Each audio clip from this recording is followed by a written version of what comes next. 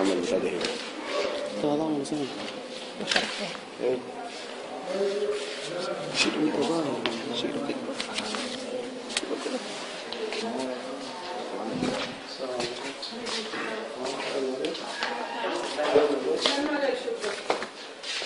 ماذا رجع بزول يا طالب لو سمحت؟ ما تخش تحت رجل سايب. لما يدخل غير المدير ما يدخل الغرفة. لما يدخل الغرفة. كيف يعني؟ والله ما ماشي داخل زي ما دخلوا يزود. احنا بس بننفذ توجيهات كمان. معلش. يعني هسه نحن ما عندنا حق انه نقابله؟ ما انا بقول هو اللي قال ما عنده. ممكن نسمع كلام منه؟ يمكن يقول لنا دقيقة يا طالب لو سمحت يا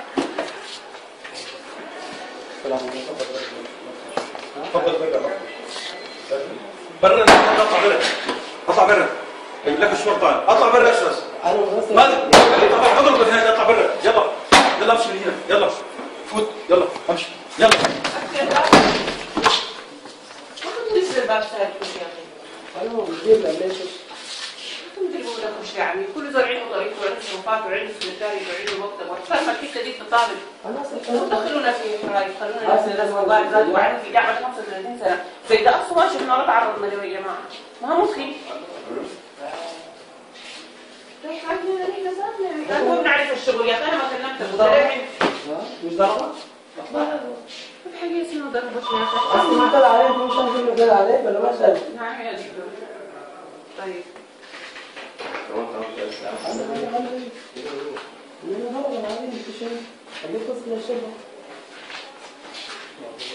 خليك الله ما تعملوا مواضيع يا جماعه برا الكليه خالص اطلعوا برا يلا فوتوا امشي يلا يلا فوتوا يلا اطلع فوت امشي يلا برا الكليه امشي يلا طير برا الكليه ما داري اشوف اي واحد منكم هنا ما تتكلم ما تشيل المدير ما تجيني هنا بقول لك فوت امشي من هنا انا بضربك فوت من قدامي بضربك فوت من الكليه يلا قدامي برا بكرسي لا يلا امشي يلا شو لك تعال هذول مفلتين امشي يلا طلع الكليه دي ما تتكلم معي يلا امشي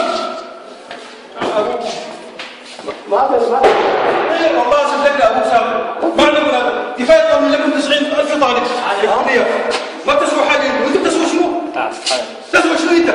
تعال شو اللي بتاخذ عليك؟ تعال تعال تمام تعال سمعت